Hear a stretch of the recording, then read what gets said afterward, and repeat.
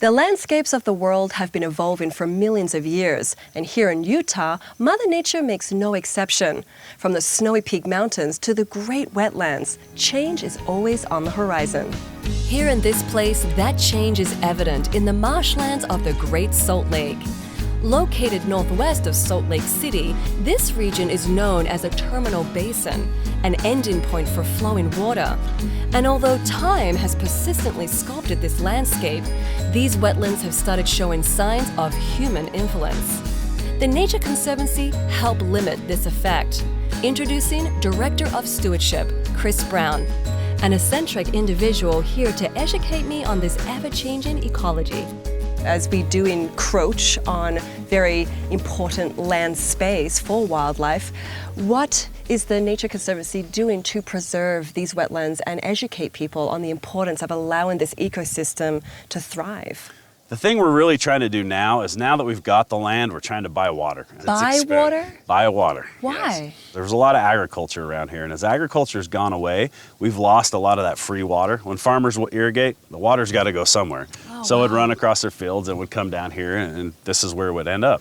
But, you know, as development grows, you know, they build more dams, or they take more water back for residential use, and so that means less water for us. So what we're trying to do now is buy water shares from farmers or willing sellers, and then that way we can deliver that water to keep these wetlands wet. But it's not just a lack of water here that is cause for concern, it's also what's in it. We have a nutrient problem out here with, you know, fertilizers and things like that. When somebody fertilizes their lawn, you know, they spill some on the ground, it runs into the storm drain, it comes out here. But that is the beauty of a wetland. A wetland is a really good cleaner of water. The plants take in some of those bad things, they store them in the roots, and then they clean up the water, and then it releases, and it's much better coming through here than it would have been had it not, you know, been filtered through the marsh. So right now we're kind of in a watch and wait see. It's kind of shrinking, and it's making some people nervous, and it's really, you know, at one time the lake used to be just, you know, a half a mile, and it's miles from us now. You kind of see that line on the mountain where the kind of vegetation, there's a definitive line. Yes, I do. That was the old shoreline of the lake. That's called the Bonneville shoreline. Are you kidding? No. So we would be underwater. We would have been underwater. Oh my goodness. Yeah. And how many millions of years ago was that? Ooh. I don't know. Millions. Long time. Millions of years ago. Right, long before we were around. Through conservation education, these wetlands will continue to thrive as long as people realize the importance of their impact on the environment.